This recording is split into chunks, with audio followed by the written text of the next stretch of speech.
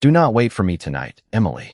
Alexander Kane had spoken those words hours earlier, quietly enough that no one else in Silverpine Palace could hear them. But now they followed Emily Harper through the moonlit corridor like an answer to a question she had been afraid to ask. She stood beneath a stone archway shortly before midnight, one hand wrapped around the small silver pendant at her throat, watching the Alpha King walk toward the royal wing beside Vanessa Whitmore, the woman the council had publicly named his new Luna that evening. Vanessa wore ceremonial ivory. Alexander still wore the black formal coat from the announcement. Neither of them looked happy, but happiness was no longer the point. Emily had spent 7 years believing she understood the man beneath Alexander's crown. She had known him before half the kingdom bowed when he entered a room, before political alliances filled his days, before every decision became something advisors measured against maps and bloodlines. She knew how he took his coffee, which window he opened when council meetings became unbearable, and how silence settled over him whenever duty demanded something his heart did not want to give. She had always believed knowing him mattered. Tonight, she learned that being known was not the same as being chosen. Alexander reached the carved doors leading into the royal apartments. His hand rested on the handle. Then he stopped. Slowly, he looked back. Across nearly 60 feet of empty corridor, his eyes found Emily immediately. For one suspended heartbeat, neither moved. She saw regret in his face, perhaps even a request for understanding. Months ago, that look would have been enough. Emily would have told herself he was protecting the kingdom. She would have forgiven the decision before he ever apologized for making it. But something inside her had finally grown tired of surviving choices made on her behalf. Alexander took half a step toward her. Vanessa noticed and followed his gaze. Emily did not cry. She simply removed the moon pendant Alexander had given her years ago and closed it inside her palm. His expression changed when he saw the empty chain disappear beneath her collar. Emily, he called softly. She gave him the smallest nod, the kind a palace servant gave her king, then turned away. Behind her, no footsteps followed. That told her everything she needed to know. By 2 a.m, Emily had finished the duties she had promised to complete. She returned every palace key, folded her gray service cloak across the narrow bed in her room, and packed one dress, a photograph of her late mother, $28 in savings, and the worn notebook where she kept addresses of people who might offer temporary work. The moon pendant went onto the wooden table. No accusation sat beside it. No desperate request. Only one sentence written on plain paper. I hope your crown gives you everything you chose. Before sunrise, Emily walked through the servants' gate carrying a single canvas bag. Silverpine Palace disappeared behind the pine trees as morning mist covered the road. She never looked back. 3 hours later, Alexander stood outside her empty room, still wearing yesterday's black coat. Where is she? No one answered. Then he saw the pendant on the table. For the first time since becoming Alpha King, Alexander looked genuinely afraid of something his power could not command back. Alexander did not touch the pendant. For several seconds, he simply stared at it lying beside Emily's note, as if the small piece of silver could explain when everything between them had gone wrong. Her room looked painfully ordinary in the morning light. A narrow bed, a wooden dresser, 2 books stacked beside an empty water glass. Nothing here suggested that the woman who had lived in this room had quietly held together pieces of his life for 7 years.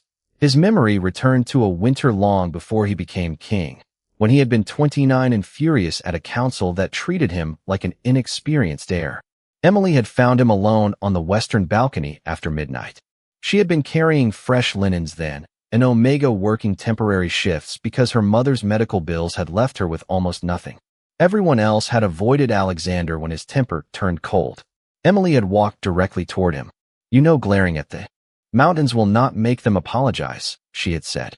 Alexander had stared at her in disbelief. Then, unexpectedly, he had laughed. It was the first real laugh anyone had heard from him in weeks. After that night, she became the person he looked for when the palace felt too large. Emily never bowed when they were alone. She never praised decisions she thought were wrong. When his father died and the crown passed to him, powerful families arrived with gifts and carefully rehearsed loyalty. Emily brought him coffee and asked whether he had slept. He had not. She sat across from him until sunrise anyway. Years passed that way. Alexander became harder in public and quieter in private. Emily learned the difference between both versions of him. She knew when his silence meant anger and when it meant fear. She knew he hated thunderstorms despite commanding warriors who believed their king feared nothing. She knew he kept his mother's letters locked in the bottom drawer of his desk and read them every year on her birthday. Alexander had mistaken that constancy for permanence. He had assumed Emily would understand everything he never bothered to explain. Standing in her empty room, he finally saw the arrogance hidden inside that assumption. "Your Majesty." Alexander turned. Thomas Reed, the senior palace steward, stood in the doorway holding a ledger against his chest. "Did she tell anyone where she was going?" Alexander asked. "No, sir." "Did she request transportation?" "No." Alexander looked toward the window. The nearest town was almost 8 miles beyond the eastern gate. Emily had apparently left on foot before dawn. Someone must have seen her. Thomas hesitated. A kitchen worker saw Miss Harper leaving around 5. She asked him not to wake anyone. Alexander's jaw tightened. "Prepare a carriage." "For where?" Alexander had no answer. That realization settled heavily between them. He knew how Emily took her tea. He knew which books made her laugh. He knew she always carried peppermint candies for nervous children visiting the palace. Yet he did not know where she would go when she had nowhere left to belong. A soft knock came from behind Thomas. "Vanessa." Whitmore stood in the corridor, still dressed in the simple blue morning gown provided by the royal household. Her expression was tired but composed. "Alexander, the council is waiting." He looked back at Emily's note. "Let them wait." Vanessa entered slowly. Her eyes moved from the empty closet to the pendant. Understanding crossed her face. She left. Alexander finally picked up the silver pendant. His fingers closed around it carefully. "Yes." Vanessa studied him for a long moment. "And you are surprised?" Alexander looked at her. "What is that supposed to mean?" "It means everyone in this palace knew she loved you." Vanessa's voice remained gentle. "Everyone except the man who believed loving him meant she would accept anything. I did not believe loving me meant she would accept anything." Alexander's answer came too quickly, and Vanessa's expression told him she heard the weakness in it. Morning sunlight stretched across Emily's empty room while the palace beyond the window stirred to life, unaware that its king was standing beside a servant's narrow bed, defending a decision he could no longer defend to himself. "Then what did you believe?" Vanessa asked. Alexander looked at the pendant in his hand. That she understood what was at stake. "Did you ask her?" He said nothing. Vanessa nodded slowly. "That is what I thought." Alexander turned toward the window. 3 weeks earlier, representatives from 5 powerful alpha houses had gathered around the council table and placed their demands before him. Trade routes were failing. Northern pacts were threatening to abandon old agreements. The council insisted the kingdom needed a Luna whose family could hold the alliance together. Emily Harper, they reminded him, had no title, no influential relatives, and no alpha bloodline. Alexander had listened until one councilman suggested that publicly choosing an Omega could make the throne appear weak. That was when Alexander had ended the discussion. Not because he agreed, but because he could not bear hearing Emily reduced to a political liability. Vanessa Whitmore had been presented as the solution. Her family controlled essential northern trade routes, and her appointment as Luna would secure the loyalty of several houses without conflict. Alexander had accepted the arrangement with one condition. It would remain political. He had convinced himself that sacrifice was simply another responsibility of the crown. Worse, he had convinced himself that Emily would understand without being given a choice. That evening, he found her in the palace greenhouse trimming dead leaves from a row of winter roses. "The council has made a proposal," he told her. Emily looked up. "You have that expression." "What expression?" "The one you wear when you have already decided something and want me to tell you it was necessary." The words should have stopped him. Instead, Alexander explained alliances, council pressure, and Vanessa's family. He spoke for nearly 10 minutes. Emily listened without interrupting. "And what happens to me?" she finally asked. Alexander remembered reaching for her hand. "Nothing has to change between us." Even now, the memory made him close his eyes. He had meant it as reassurance. He understood now how cruel it must have sounded. Emily had slowly withdrawn her hand. "Nothing. Vanessa will hold the title. That is all. And I stay where I am." He had mistaken the quietness in her voice for acceptance. "Until I can find another way." Emily looked at the roses. How long will that take? I do not know. She nodded once. Alexander had kissed her forehead, thanked her for understanding, and returned to the council chamber. He never asked whether she actually understood. He never asked whether she agreed. He never noticed that from that evening forward, Emily stopped waiting for him after council meetings. Back in the present, Vanessa watched recognition settle across his face. You thought you were protecting her, she said. Alexander opened his eyes. I was trying to protect everyone. That is the problem. You made a decision for an entire kingdom, and somewhere inside that decision, Emily stopped being a person and became another consequence you expected to manage. The words landed without cruelty, which somehow made them harder to dismiss. Alexander looked down at the pendant. The council said choosing her would divide the packs. Vanessa stepped toward the doorway. Perhaps. She paused. But you never gave Emily the dignity of deciding whether she was willing to face that division beside you. Alexander remained alone after she left. On the table, Emily's note waited beneath the morning light. He read the single sentence again, and this time he understood what she had really left behind. It was not a farewell to his palace. It was a refusal to remain inside a future he had chosen without her.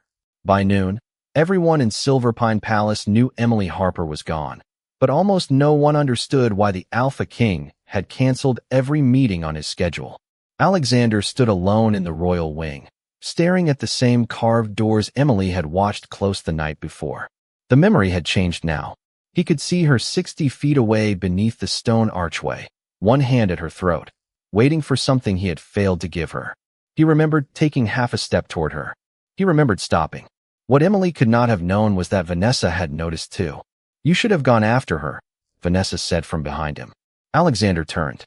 She had changed out of her ceremonial ivory gown, and without the symbols of Luna around her shoulders, she looked less like a political solution and more like a woman equally trapped by decisions made in council rooms.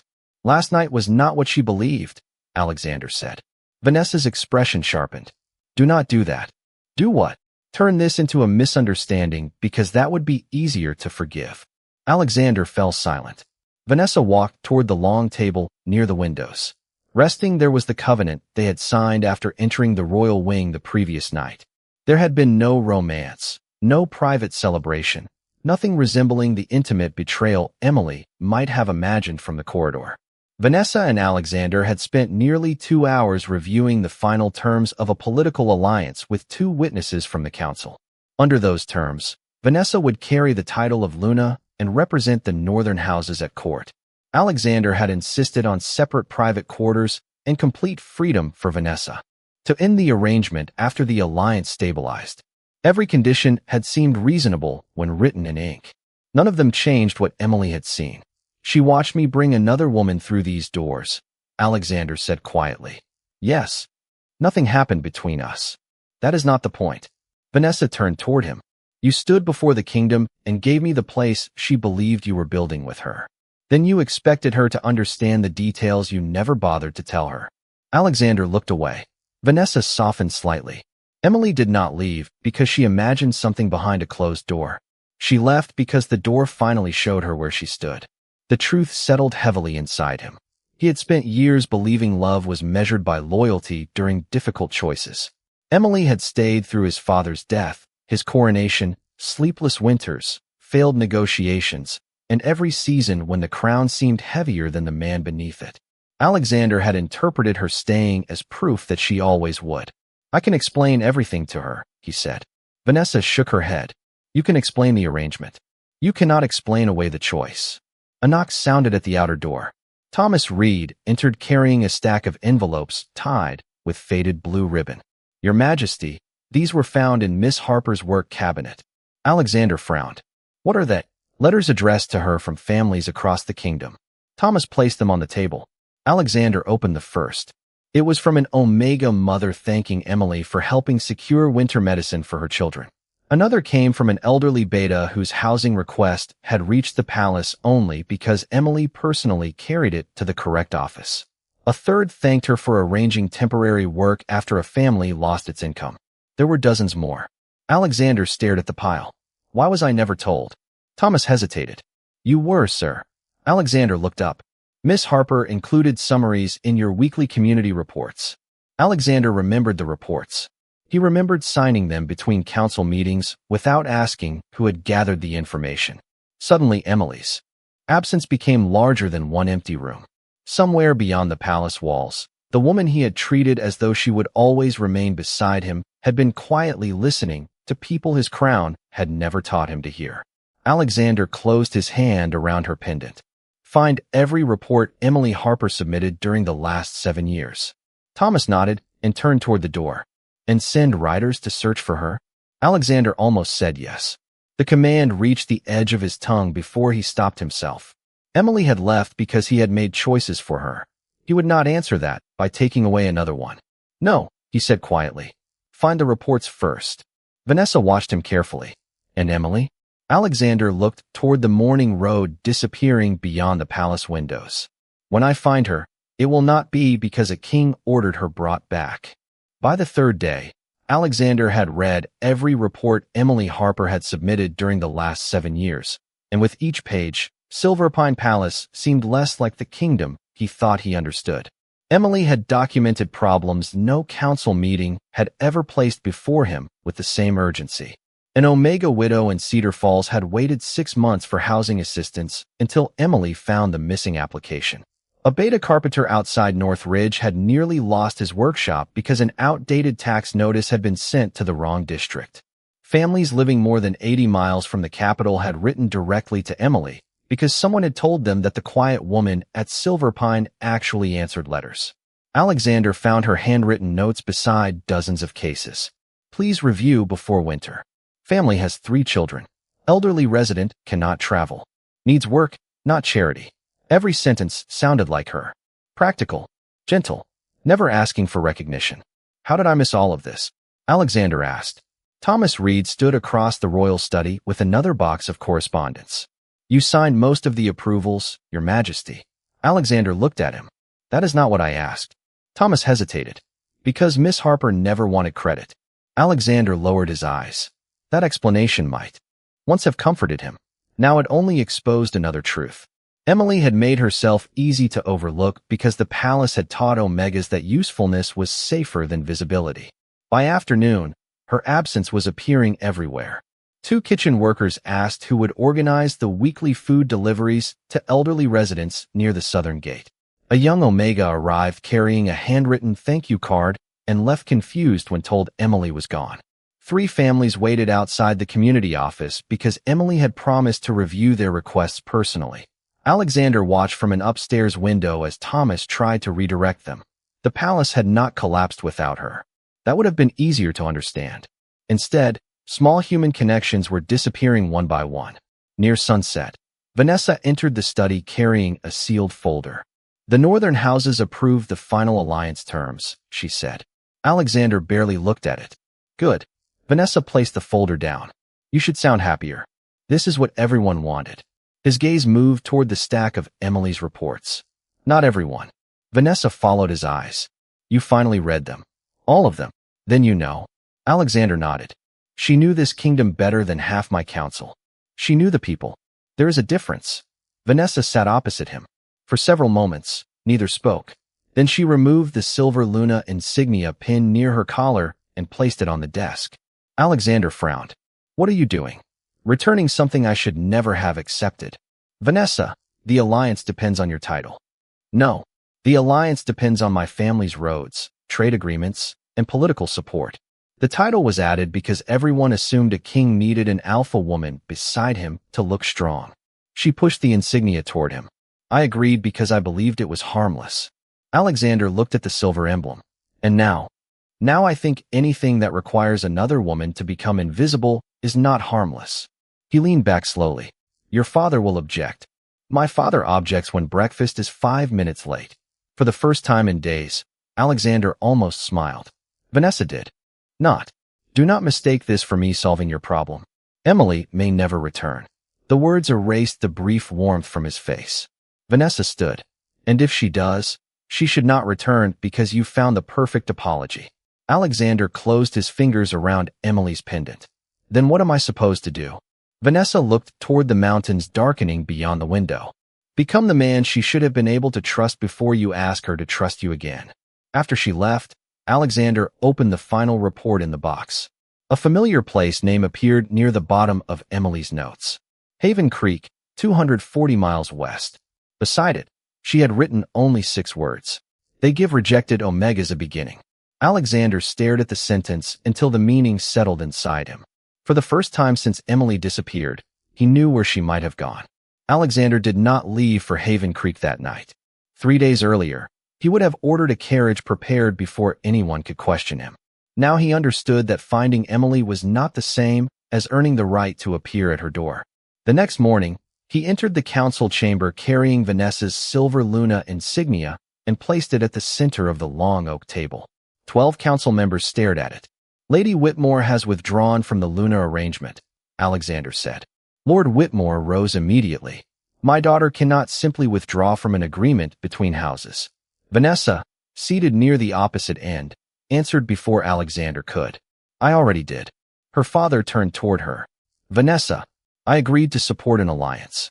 I did not agree to spend my life as proof that only an alpha woman is worthy to stand beside a king. Silence spread around the table. Alexander looked at the faces before him and remembered Emily standing in the greenhouse while he explained why everyone else's needs had to determine her future. The Northern Trade Agreement remains intact, he said. The Luna appointment does not. One councilman leaned forward. Your Majesty, without Lady Whitmore, the houses will expect another candidate. There will be no candidate. Several voices rose at once. Alexander waited until they stopped. For generations, this council has treated the Luna position as a political instrument. Bloodline first, alliances second, the person involved somewhere after that. His gaze moved slowly around the table. That ends with me. Lord Whitmore frowned. Because an Omega left you? Alexander could have answered as a wounded man. Instead, he answered as king. Because she left and forced me to notice a problem that existed long before either of us was born. He placed several of Emily's reports beside the insignia. These requests came from citizens who could not reach this council through ordinary channels. Emily Harper carried their voices here because our system did not. A councilwoman opened the first report. Another reached for the second. Alexander continued. Beginning this month, every pack under Silverpine Authority will appoint community representatives from every rank, including Omegas and Betas. Their petitions will receive formal review. That is a significant change, someone said. It should have happened years ago. Vanessa watched him from across the table, but she offered no approving smile. Alexander understood why. One morning of declarations could not repair years of blindness. By sunset, the first orders were written. Alexander remained in his study afterward, looking at a map of the Western Territories. Haven Creek sat 240 miles away, a small mark near the foothills. Thomas Reed entered carrying a travel case. Your carriage can be ready at dawn. Alexander shook his head. No royal carriage. Thomas paused. Then what should I arrange? 1 horse. Plain clothes. Enough supplies for the road. No escort. 1 guard can follow at a distance if protocol requires it. No banners. No announcement. Thomas studied him. You believe Miss Harper is there. I believe she might be. And if she refuses to see you? Alexander looked at the silver pendant resting beside the map. Then I leave. 2 days later, the towers of Silverpine disappeared behind him. The journey west took him through towns Emily had written about for years, places he had previously known only as names on reports. He stopped where she had stopped. He listened where she had listened. By the 4th afternoon, mountains rose beyond a valley filled with pine and autumn gold. A weathered wooden sign beside the road read Haven Creek. Alexander entered on foot, carrying his travel bag over one shoulder. No one bowed because no one recognized him without the royal coat. Then he heard laughter near a half-finished community house. He stopped. Emily stood 20 yards away in a simple blue dress, helping an elderly Omega arrange boxes of donated books. She looked tired. She looked peaceful. Most painfully, she looked as though she had begun building a life that did not need him. Emily turned. Her smile disappeared. Alexander did not move closer. For several seconds, they simply looked at each other across the dusty road. Then Emily spoke. Did you come here as my king? Alexander slowly set his travel bag on the ground. No. His voice was quieter than she remembered. I came as the man who failed you. Emily had imagined this moment during every mile of her journey west. In some versions, she closed the door in Alexander's face. In others, she demanded answers until he finally understood what his silence had cost her. But standing beneath the pale afternoon sky of Haven Creek, she felt none of the anger she had rehearsed. Only caution. You traveled 240 miles to tell me that, she asked. No. Alexander remained where he was, leaving the dusty road between them untouched. I traveled here because there are things I should have said before you ever had a reason to leave. Emily glanced toward the community house. The elderly Omega beside her quietly gathered the remaining books and carried them inside, giving them privacy without being asked. Vanessa and I were never together, Alexander said. Emily's expression barely changed. I know. That surprised him. You know? News travels. Even here. She folded her arms loosely. I heard she withdrew as Luna. Alexander nodded. The arrangement was political. That night, we signed the final covenant with council witnesses. We had separate rooms. There was nothing romantic between us. Emily looked toward the mountains. Do you think that is why I left? I did it first. His honesty brought her eyes back to him. I wanted it to be a misunderstanding because misunderstandings are easier to fix. He paused. Vanessa made me understand that the closed door was not the real problem. Emily said nothing. Alexander continued. I asked you to accept a life where I could choose another woman publicly and keep you privately. I told myself it was temporary. I told myself you understood. What I never did was ask what it would cost you. Emily's throat tightened. For years she had wanted him to understand exactly that. Hearing it now did not erase the night she left. You love the kingdom, she said quietly. I never asked you not to. I know. I would have stood beside you through the council, the northern houses, all of it. But you decided I was too fragile for the truth, and somehow strong enough to endure being hidden. Alexander lowered his eyes. Yes. No excuse followed. That mattered more than Emily expected. What do you want from me now? She asked. Alexander reached slowly into his coat and removed the moon pendant. He did not offer it to her. He simply held it in his open palm. Nothing you do not freely choose. Emily stared at the silver crescent. That sounds different from the man I left. I am trying to become different. For me. Alexander shook his head. That would only make you responsible for changing me. He told her about the council meeting, Vanessa's withdrawal, the community representatives, and the reports he had finally read. He did not present the changes like gifts. He spoke of them as obligations he should have recognized years earlier. Emily listened carefully. You changed all of that in 4 days? I started it in 4 days. Changing a kingdom will take longer. For the first time, the corner of her mouth almost lifted. At least that sounds realistic. Alexander smiled faintly. Silence settled between them, gentler than before. Then Emily looked toward the community house. I am staying here. Pain crossed his face, but he nodded. I know. I have work here. People depend on me. Then stay. She searched his expression for resistance and found none. You are not going to ask me to come home. Alexander looked at the buildings of Haven Creek, then back at her. Home should be somewhere you choose to return to. Emily felt her defenses shift, not disappear, just move enough to let something warmer through. Alexander placed the pendant carefully on a wooden fence post between them. Keep it, return it, throw it in a drawer. That choice is yours too. He picked up his travel bag. Emily watched him turn toward the road. Alexander. He stopped. She had not spoken his name since leaving Silverpine. There is a guest house near the creek, she said. They serve dinner at 7.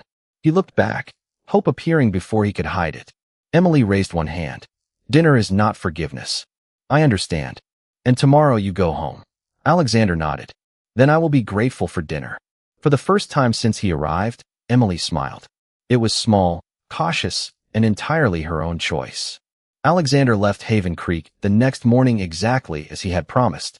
Emily stood outside the community house and watched him disappear along the western road without asking her for another conversation, another chance, or even an answer about the moon pendant she had quietly taken from the fence post after dinner. That restraint stayed with her longer than his apology. Weeks passed. Autumn settled across Haven Creek, turning the surrounding hills gold and red. Emily worked from sunrise until late afternoon helping families find temporary housing, organizing donated supplies, and building a small office where omegas and betas could submit requests without needing permission from powerful pack leaders. She expected Alexander's promises to fade once he returned to Silverpine. Instead, news arrived slowly. The first letter came from Thomas Reed, not Alexander. Silverpine had appointed community representatives from every rank in 6 districts. The second letter came from an Omega widow. Emily had once helped in Cedar Falls. Her housing request had been approved under a new review system. Then came reports that council meetings now included representatives who had never before been allowed inside the chamber. Alexander had not written to Emily once. He had apparently understood that reform was not a message meant to impress her. It was work that needed doing whether she ever returned or not. 2 months later, Vanessa visited Haven Creek. Emily nearly dropped the box of winter blankets she was carrying when she saw the former Luna walking toward her in a practical traveling coat. "You look disappointed," Vanessa said. Emily smiled despite herself. "I was expecting another king. One was enough." They shared coffee inside the community office while rain tapped softly against the windows. Vanessa explained that the Northern Alliance remained secure without the Luna arrangement. Her family had protested, threatened embarrassment, and eventually discovered that trade continued even when tradition did not. "Alexander changed the royal charter last week," Vanessa said. Emily lowered her cup. "What changed?" "The Luna can no longer be selected as a condition of political alliance. Any future bond involving the crown must be entered freely by both people." Emily looked toward the ring. "He actually did it. He did more than that." Vanessa explained that the new community council had received permanent authority to bring petitions directly before the throne. Rank could no longer determine whether a citizen was heard. Emily felt something inside her loosen, but she guarded it carefully. "He thinks this will bring me back." Vanessa shook her head. "That is what surprised me. He refused to let anyone send you official notice." "Why?" "Because he said if the changes only mattered when you were watching, then they were not real changes." Emily became very still. That evening, after Vanessa left, Emily opened the drawer beside her bed. The moon pendant rested inside exactly where she had placed it weeks earlier. She lifted it into her palm. She remembered Alexander in the greenhouse, telling her nothing had to change. She remembered the royal doors closing. But other memories came too. Alexander standing on a dusty road without guards. Alexander accepting that she might never return. Alexander going home when she asked him to. Forgiveness did not arrive like lightning. It came quietly, mixed with caution, grief, and the uncomfortable possibility that people could become better after failing someone they loved. 3 months later, Haven Creek received an invitation to send a representative to Silverpine's first open council gathering. The community chose Emily unanimously. She stared at the official letter for nearly a minute. "You can refuse," the elderly Omega beside her said. Emily smiled softly. "I know. That was precisely why she accepted." For days later, Silverpine Palace appeared beyond the winter trees. Emily stepped from an ordinary carriage wearing a dark blue coat and carrying no servant's keys. The palace doors opened. Alexander stood inside the entrance hall. He looked at her as if every word he had prepared disappeared at once. Emily touched the moon pendant now resting again at her throat. "I am here for the council," she said. Alexander's eyes lowered briefly to the silver crescent, then returned to her face. "Of course." He stepped aside, leaving the doorway completely open. Emily walked past him under her own name, on her own terms, and for the first time, she entered Silverpine Palace without feeling that she belonged to anyone but herself. The council chamber fell silent when Emily Harper entered, but this time she did not stand near the servant's door. A place card bearing her name waited at the long oak table beside representatives from Cedar Falls, North Ridge, Haven Creek, and communities that had never before possessed a voice inside Silverpine Palace. Alexander sat at the head of the table, yet he did not introduce Emily as someone connected to him. "Haven Creek recognizes Emily Harper as its representative," he said. Nothing more. Emily understood the respect hidden inside that restraint. For 3 hours, she listened, questioned funding proposals, challenged an unfair housing rule, and watched an elderly beta carpenter speak directly to the Alpha King without asking an Alpha for permission. The kingdom was not suddenly perfect. Several council members resisted every change. Old habits survived inside polished rooms. But for the first time, Emily saw a system beginning to move because people who had once been invisible were finally sitting at the table. When the meeting ended, representatives filled the corridor with relieved conversation. Emily gathered her papers and found Alexander waiting several feet away. "Would you walk with me?" he asked. She studied him for a moment. For a few minutes, they crossed the western garden where winter sunlight rested across bare branches. Alexander did not mention the pendant around her neck. Emily noticed him deliberately avoiding it. "You kept your promises," she said. "I am trying to. Vanessa told me about the royal charter." Alexander nodded. "She also told me you refused to send word about it. I did not want reform to become another way of asking you for something." Emily stopped beside the old stone fountain.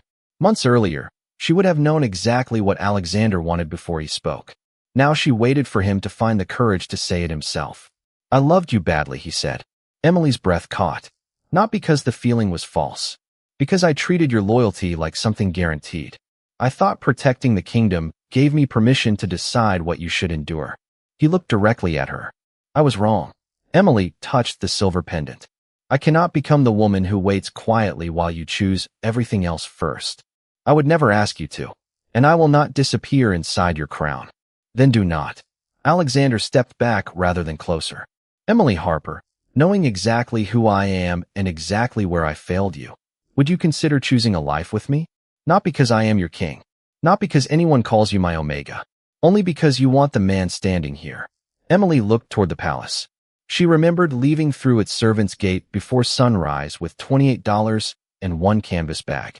She remembered believing that loving Alexander meant accepting whatever portion of his life remained after duty took the rest. She did not believe that anymore. Love was not endurance without limits. Love was not silence. Love was not being chosen privately while being denied publicly. She turned back to him. "I will not return to the life we had." Pain flickered across Alexander's face, but he nodded. "I understand." Emily smiled softly. "Good. Because I am asking whether we can build a different one." Alexander stared at her. Hope appeared slowly in his silver-gray eyes. He extended his hand, but stopped before touching hers. Emily closed the remaining distance herself. Months later, when Silverpine formally recognized Emily beside Alexander, there was no political choosing ceremony and no council selecting a suitable bloodline. Emily stood before the kingdom as the woman she had chosen to become, while Alexander stood beside her rather than above her. Vanessa watched from the front row, smiling. Thomas Reed applauded with the palace staff.